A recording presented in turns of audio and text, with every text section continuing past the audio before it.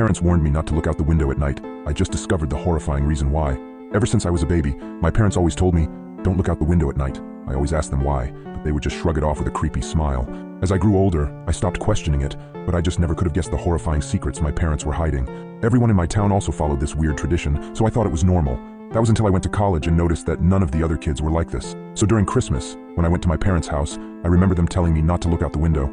I gave them a smile and a small chuckle before telling them I wouldn't. However, curiosity struck me the moment they left the room. As I lay in the dark, I came to a decision. I was going to look out of the window.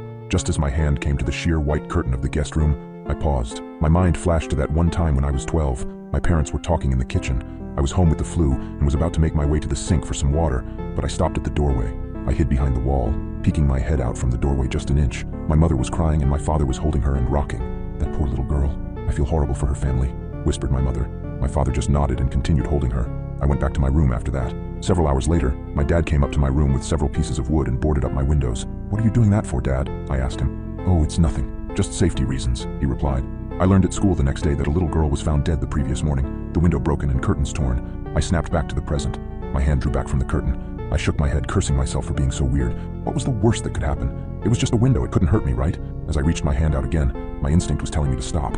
My gut twisted as I reached nearer and nearer. Just as I touched the curtain, a painful howl came from the forest surrounding the house. I flinched back, deciding to just lay down and try to get some sleep. I forgot how hard it was to get sleep in my hometown. Every night, coyotes howled for hours everywhere.